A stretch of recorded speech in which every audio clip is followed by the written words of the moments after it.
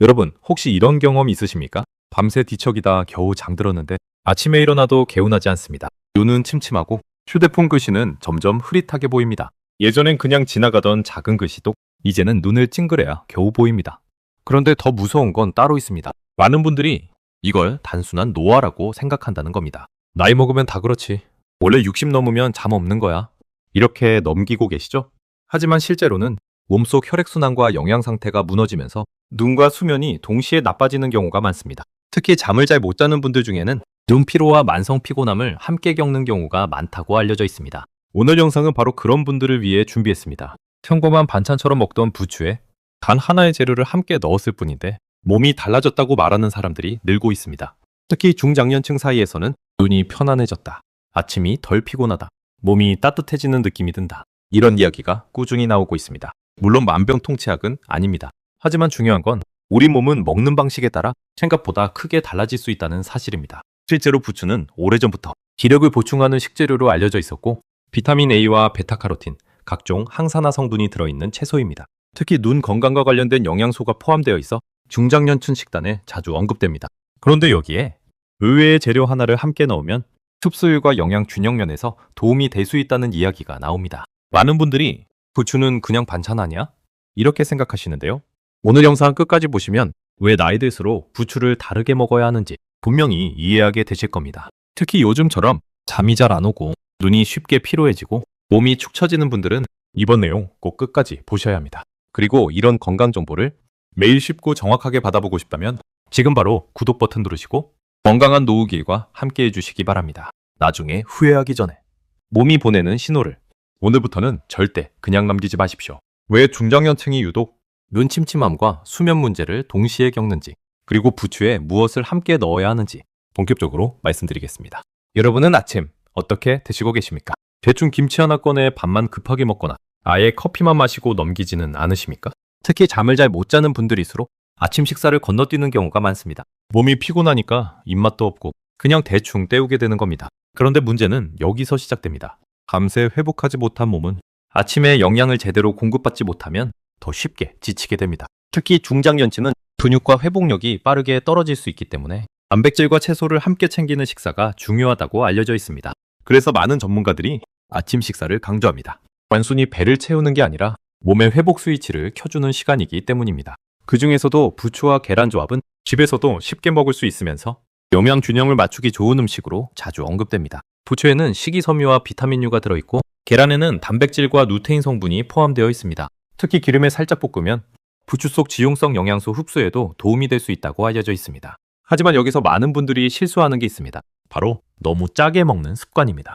부추 계란 볶음을 해놓고도 김치, 젓갈, 찌개까지 한꺼번에 먹는 경우가 많습니다. 물론 김치는 좋은 발효식품이지만 지나치게 짠 식습관은 건강관리 측면에서 주의가 필요하다는 이야기가 계속 나오고 있습니다. 특히 나이가 들수록 몸은 염분에 더 민감하게 반응할 수 있습니다. 아침부터 짠 음식을 많이 먹으면 몸이 더 무겁고 붓는 느낌이 들기도 합니다.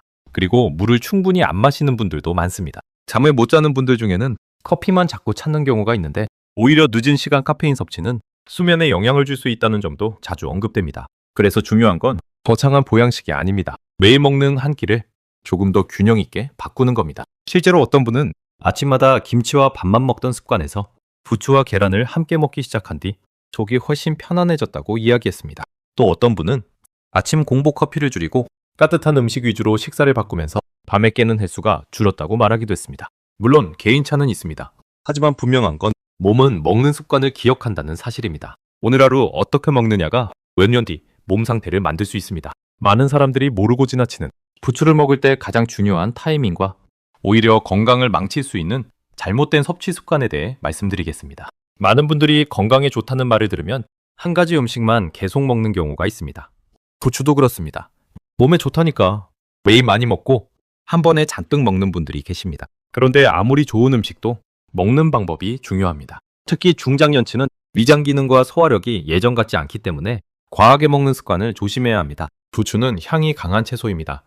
그래서 빈속에 너무 많이 먹거나 과하게 자극적으로 먹으면 속이 불편해지는 분들도 있습니다. 특히 늦은 밤에 맵고 짜게 먹는 습관은 수면의 질에 영향을 줄 수 있다는 이야기도 꾸준히 나옵니다. 몸에 좋다는데 왜 더 피곤하지? 이런 분들 대부분은 음식 자체보다 먹는 시간과 방식에 문제가 있는 경우가 많습니다. 그래서 중요한 게 바로 타이밍입니다.